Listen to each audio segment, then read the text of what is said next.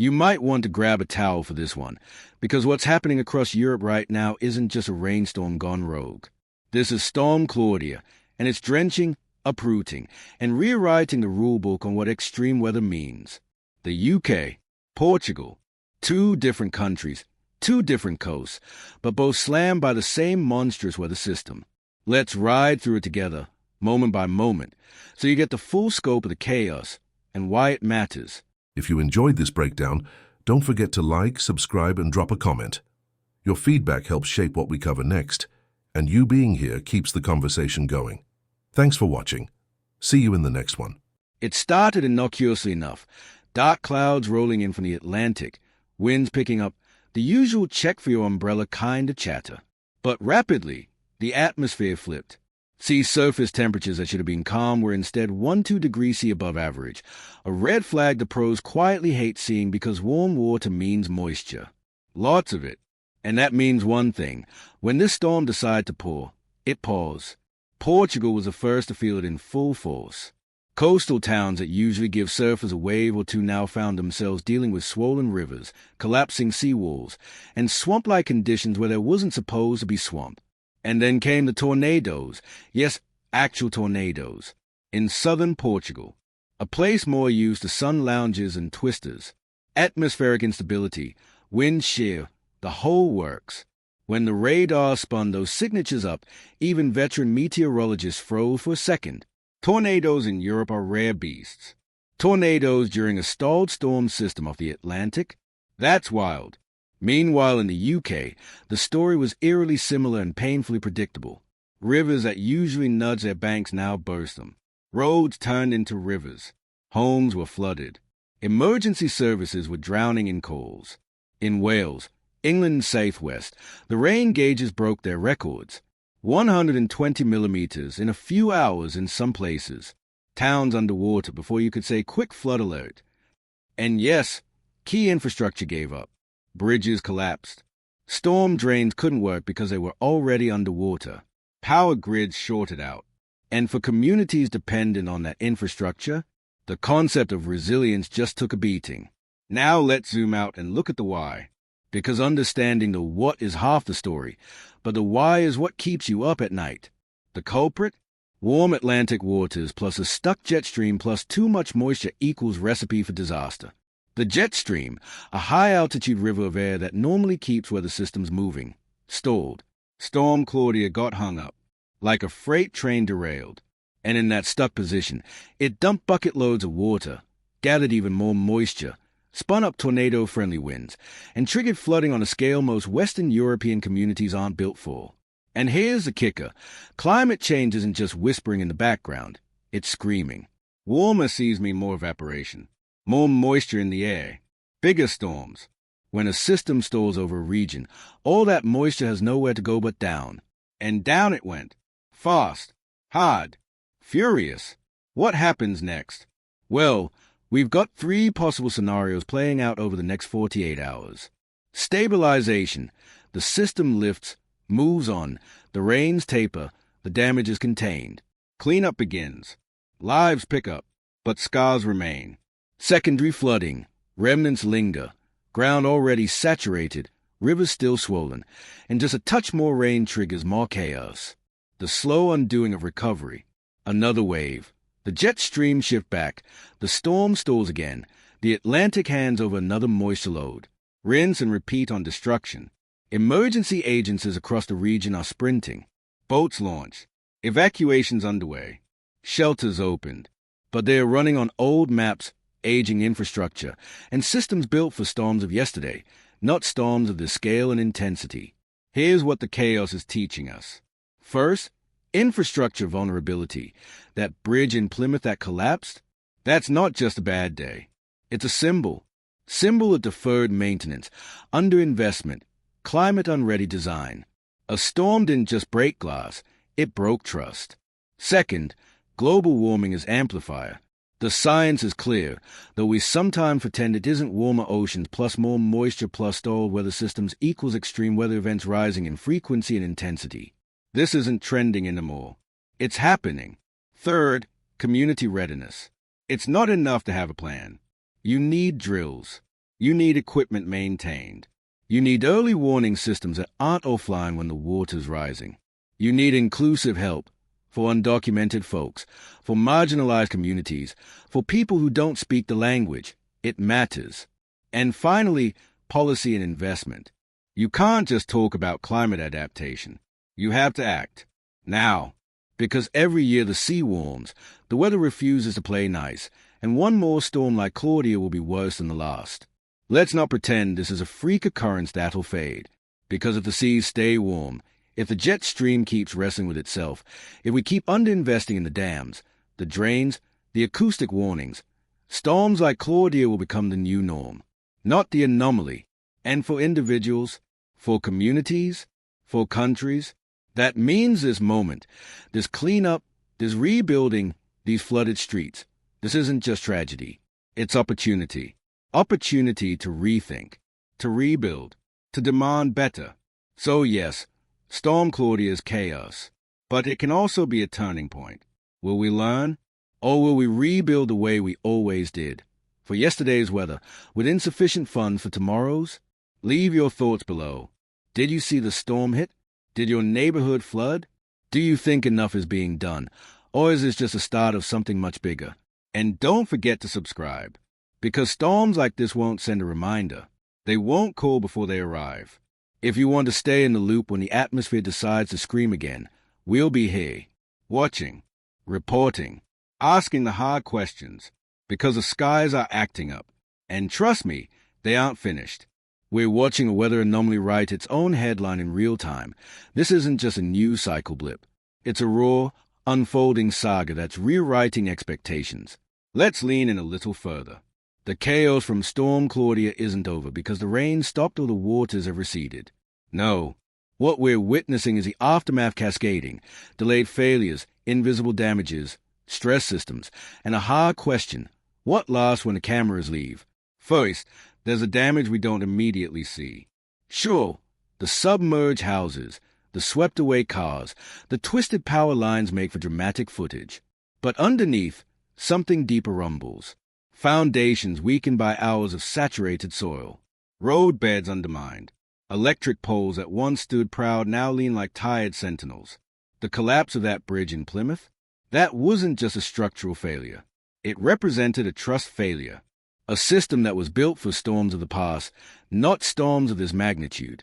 Median age of infrastructure aside, the bigger issue is that engineers, planners, and governments have long assumed, well, another big storm will come, but not this big and not so soon. That assumption just smashed into reality. And because of that, the cleanup is going to be messy. We're looking at months of fix this then we'll see. But the economy doesn't pause while water drains. Small businesses in submerged zones, they are bleeding.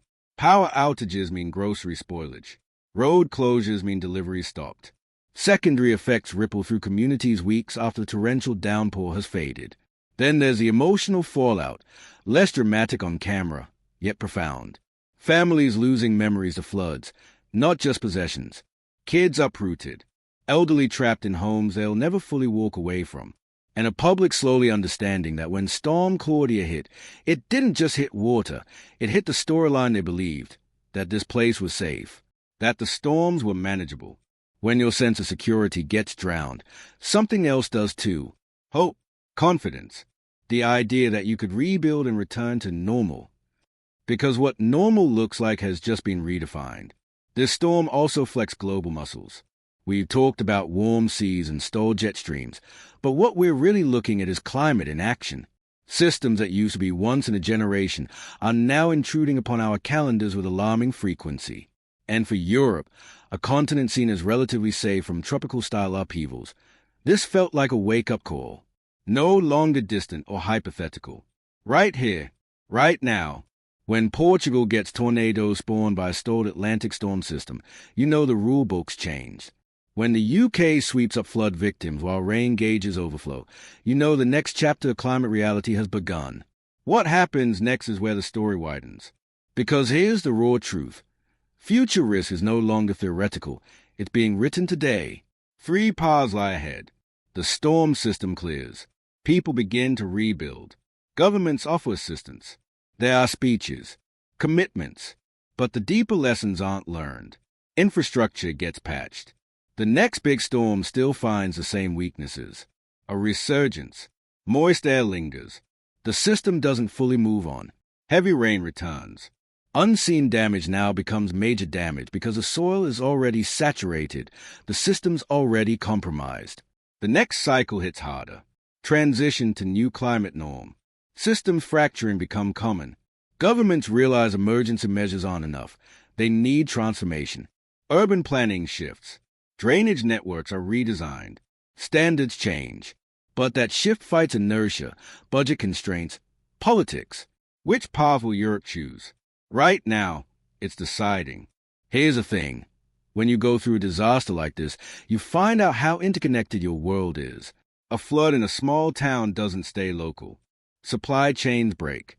Regional insurance premiums rise. Infrastructure maintenance dollars get pulled into emergency spending. The economic fallback is not minor, it's structural. For the UK and Portugal, the stakes are higher because of shared markets, tourism, and cross-Atlantic connection. A disaster in one becomes a ripple in the region. And in a warming world, every disaster is a stress test for systems we once assumed had margin. Turns out that margin is thin. If you want to know what lessons are emerging, they are brutal in their simplicity. Water doesn't just come from above. You also get it from below when soil turns sponge-like and foundations fail. When your weather systems stall, the time you assume you have to prepare shrinks. Tornadoes in new places aren't freak events anymore. They are part of a shifting pattern. Rescue and recovery aren't sequential. They overlap. People still need help while planners are assessing damage. Sitting on old infrastructure during a new normal storm is an invitation to catastrophe. Okay, so what can the everyday person do? If I was speaking directly to a homeowner or a tenant or a city dweller in Europe right now, I'd say, check your home's waterproofing, drainage. Where does water go when it rains so hard it doesn't just run off? Have a kit ready, not just for a week offline, but for a week cut off from normal services. Know your evacuation route, and that route might change if roads wash out or bridges fail. Advocate locally. Ask your elected officials, what's our storm resilience plan for the next 5 years, not just the next 5 storms? Think in networks. Your house alone might survive, but if your town's grid, exchange, road access, and hospital are all compromised, that doesn't do much. One of the most haunting things about storms like Claudia, the silence before the next shock. When the water recedes, when the headlines fade, there's a moment when everyone says, phew, we dodged it this time. But history shows that may not be the end. It might be the lull before the next wave. Because let's be honest, storms of this scale don't happen in isolation. They happen when multiple systems align. Warm seas, stagnant atmosphere, moisture-laden air, overtaxed systems. And each of those are becoming more common. That means bigger storms. Faster. More often. With less warning. So where does that leave us now? We stand at the edge of a choice. One path. Repair what broke. Return things to how they were. That's comfortable. Familiar. Politically safe. But it ignores what broke why. The other path. Rebuild what needed to be strong before the next storm arrives. It's harder. It's more expensive. It demands imagination, cooperation, foresight. It means accepting that this time became next time. That we're not just reacting to the flood after the fact. We're preparing for the flood we haven't seen yet. And if you're wondering whether Europe has the appetite for that, let's just say the storm is forcing the hand. Watch how Portugal rebuilds its coastal protections. Watch how the UK updates its storm drain infrastructure. Watch how citizens demand action, not just apologies. Because storms are always going to come. The question isn't if the next big one hits. It's when. And whether we'll walk into it with the same armor we had last time, or with something designed for the future. Let's end here. Storm Claudia isn't just history in the making. It's a warning. And warnings, they become tragedy only when ignored. So what will we do? Will we rebuild for yesterday's weather, or for tomorrow's reality? Think on that, and leave your voice in the comments. Because this isn't just a story of rain and wind. It's a story of choice, and we're all in it together. Storm Claudia didn't just flood towns, it flooded our assumptions. And now we're standing in the drenched aftermath, boots soaked, hearts racing, asking, what just happened? And what now? When those first headlines hit, Europe flooded by Storm Claudia, it sounded dramatic, sure. But as the full story unfolds, it's more than that. It's a dramatic turning point. A moment where the weather didn't just behave badly, it behaved differently. And that matters, because for years, we thought we had a handle on storms in the UK and Portugal. We knew the rules. They came from decades of experience. How far inland floods tend to reach, how many millimeters of rain drain off before things go wrong, how strong winds get before we board up the windows. But Claudia ignored the rulebook. It tore it up, added a few chapters, then left us scrambling to catch up. Take the rainfall. Hundreds of millimeters in hours. Always bad news. But what made this worse was the context. Sea surface temperatures elevated, moisture in the atmosphere off the charts, a jet stream locked in place. All of that meant the storm wasn't just strong. It was supercharged. The sort of event where nature says, I've got all the ingredients, so I'm going to cook something you weren't prepared to taste. And we felt it. Homes overflowing. Rivers climbing. Tornadoes where tornadoes shouldn't be. In southern Portugal. Yes, in Portugal, a tornado swept through, leaving spectral damage, shocking residents who weren't expecting wind funnels in their backyard. In the UK, bridges failed, roads vanished, power grids buckled. The images were raw, water swirling through a high street, cars half submerged, the river chill at 2 a.m. rising like a monster. What's been missed in the immediate headlines is how much of this was preventable. Not the storm. Storms will always hit. But the scale of damage, the number of people struggling, the infrastructure falling apart, it was avoidable. Because the warning signs were there, the warm Atlantic, the stuck weather system, the atmospheric moisture. We just didn't act hard enough, quickly enough. And now, the cleanup isn't just about mopping floors or pumping out basements. It's about rebuilding trust. Trust in systems, trust in plans, trust in the idea that we live in a world where climate limits still apply. And they don't anymore. Look at what this revealed. Infrastructures built for a bygone era. Storm drains that couldn't handle a flood lasting hours instead of minutes. Bridges that collapsed not because of a catastrophic earthquake, but because prolonged water pressure eroded their supports. Emergency services stretched thin, not because of lack of courage, but because they were battling patterns they were never designed for. And let's not forget the human cost. Families who watched their memories float away in those dark floodwaters. Businesses that had just opened their doors after one disaster glitch in the system. Communities that will feel this for years, psychologically, financially, infrastructurally. Here's the hard truth. Climate change is real. But more than that, adaptation is now real. We're not just going to live in a warmer world. We're going to live in a wetter, more violent, more unpredictable one. And Storm Claudia is a proof, screaming across torrents and torn-up roads. So the next questions become, what are we going to do with this proof? What do we change? Because saying we'll do better next time is easy. Doing it is harder, much harder. First, we overhaul infrastructure. Not tomorrow, today. We redesign roads and bridges with extra margin built in, not just to meet previous storm severity, but to beat what's coming. We overhaul drainage systems so they are not just clogged up, they are built to channel, divert, and contain water like a machine designed for the future. Second, we educate and prepare. Communities on coasts and in river valleys need more than flood alerts. They need flood readiness. Towns should practice evacuations like schools practice fire drills.